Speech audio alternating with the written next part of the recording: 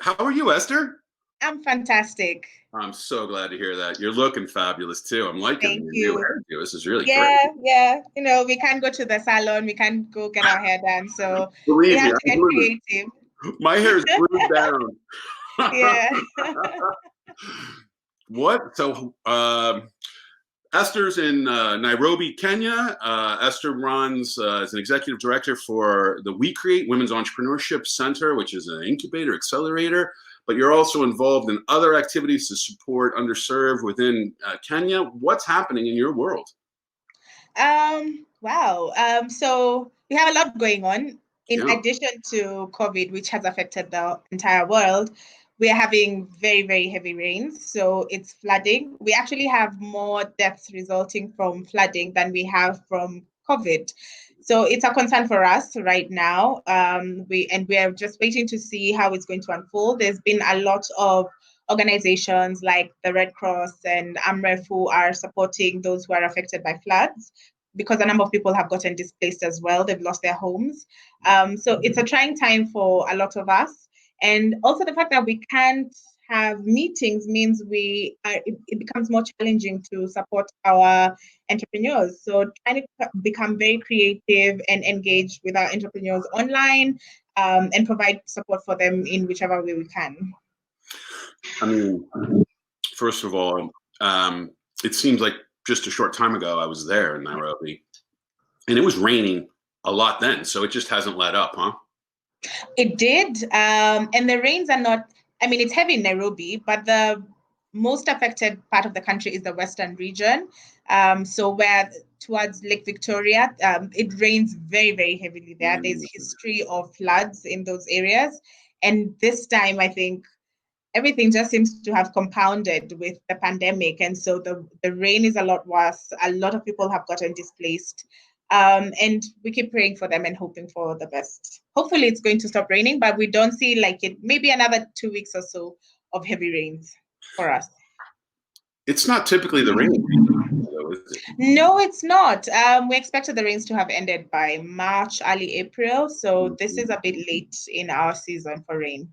I mean, one of the things that becomes really has become abundantly clear to me is that when you live in a city like Washington, D.C., where I'm broadcasting and living right now, you don't feel or experience climate change in the same way as you do, for instance, in Africa and different parts of Africa, and where it actually has a more direct impact. And um, one of the things that I guess my question is like Mhm. this is the climate change that you're experiencing is not Yeah. just killing people or flooding, it's also destroying their ability to create livelihood because they can't grow their crops because there's no predictability of the crops, and the crops are now washed away because of the floods. And so, what's happening to address the realities of climate change, which is like, for me, Africa looks like the canary in the coal mine when it comes to this climate change, which I've felt personally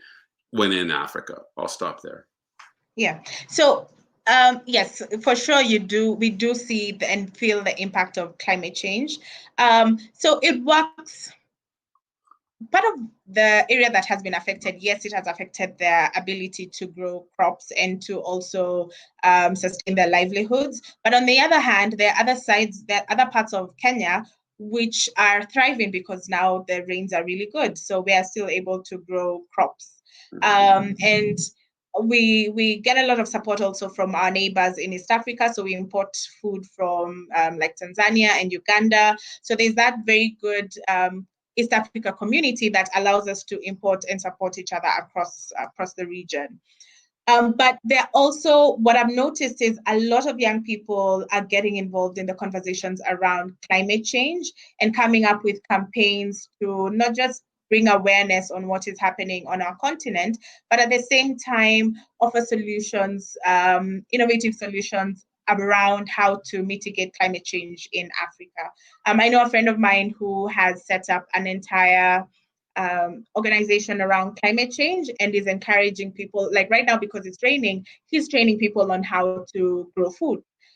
So how do you grow food in your small compound? Even if you don't have a large garden, maybe you just have a small space. How do we assist you to grow food in that small space?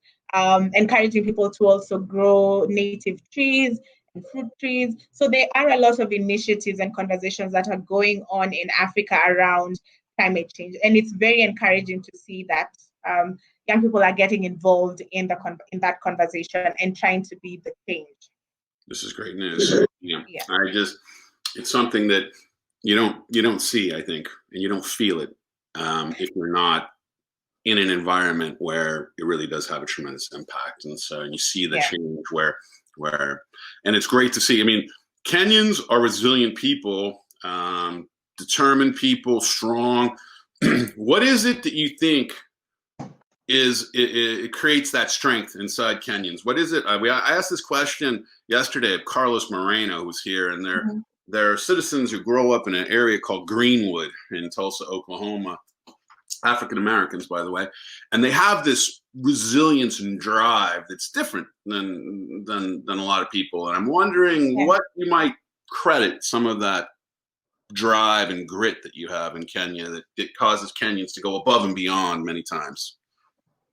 Wow, that's an interesting question. I never really thought about it, but I do know what normally comes out is that out of the East African community, we are seen to be very resilient and we hustle a lot. So I think maybe it's a culture that has made us be that way, and this is just an assumption, that we're always trying to grow and improve what we know. We've always had this, everyone has this vision of what their life is supposed to be. So we're always fighting for better opportunities. We're always looking for ways to improve ourselves. We're very, very competitive. So and the funniest thing is every single time I've traveled, every single country that I have landed in, I have found a Kenyan. I've seen a Kenyan. And the easiest way to identify us is through our bands, our Kenyan bands. Yeah, so it's so easy to. So every time I'm traveling, I'm always looking out for the Kenyan band, and you'll see Kenyans everywhere. So we are just driven, and I think it's a mix of culture, education, that has brought us to where we are. I don't. Yeah, that's what I can say. Yeah, I mean, I've just noticed. Zambians also similar, but maybe not as like, and then you got Nigerians, and everybody's got a different culture. Let me ask you a question about one of the things that stands out, and that I'm just curious about. Yeah, I know we've talked about this before, but maybe it's been a long time, so maybe we got a whole different perspective here, and that is trust. I grew up in Silicon Valley. You just trust. It's just natural. Yeah. Like everybody, I trust everybody, and they say they can do it. I do it. I'm just, my mindset is I trust. Yeah. Kenyans were the first people I met who literally don't trust to start. Like it takes, and I know there's some people that we've worked with who they still probably don't believe me when I say my goal is to see you succeed. That's it. That's my only goal here. And what do you think that's about? Trust. Like how can Kenyans become more trustworthy faster? Because it holds them back. It holds anybody back who doesn't trust at that level, because they're not able to move forward effectively. And I just wonder what your thoughts are around this.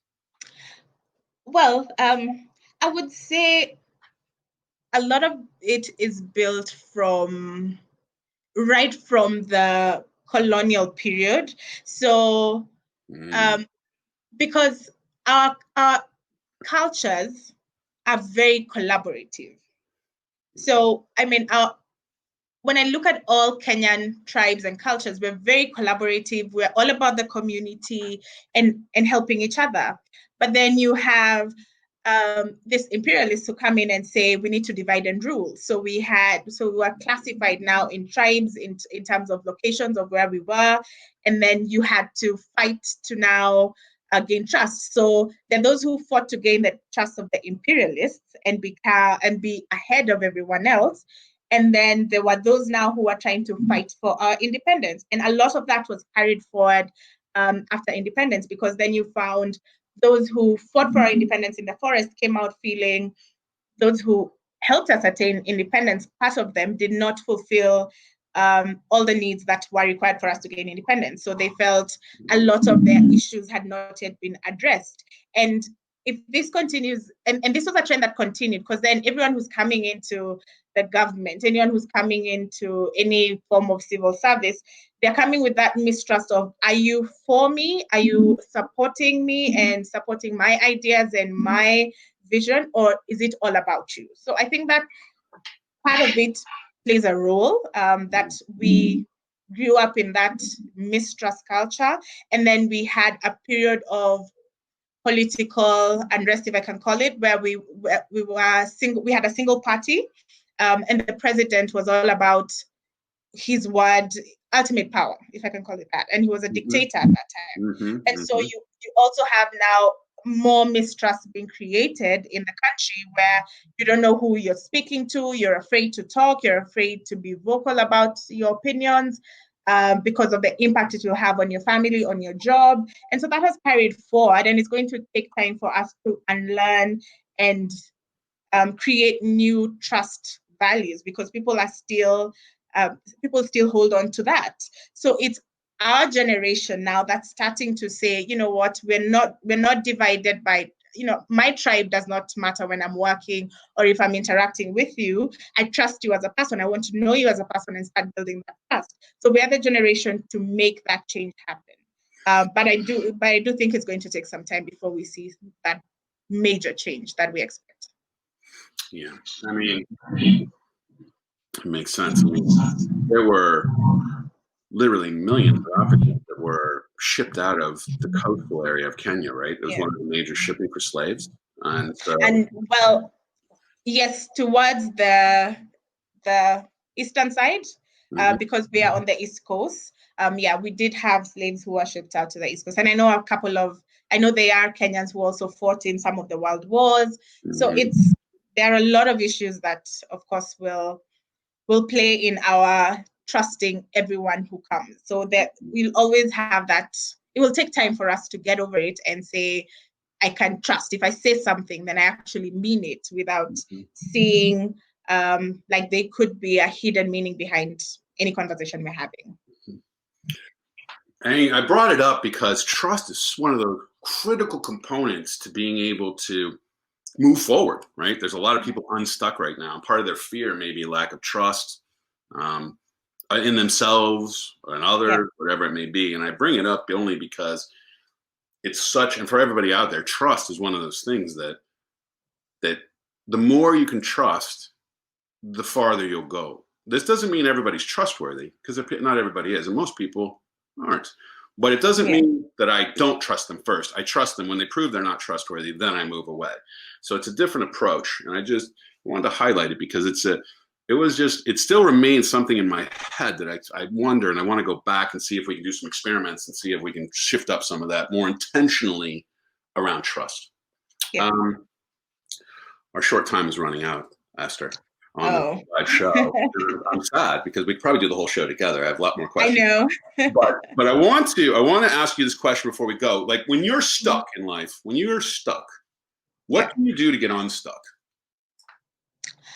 So when I'm stuck, the one thing I think of, I have this quote that I love, about the context is about, it's not the person outside that matters, it's the person in the ring.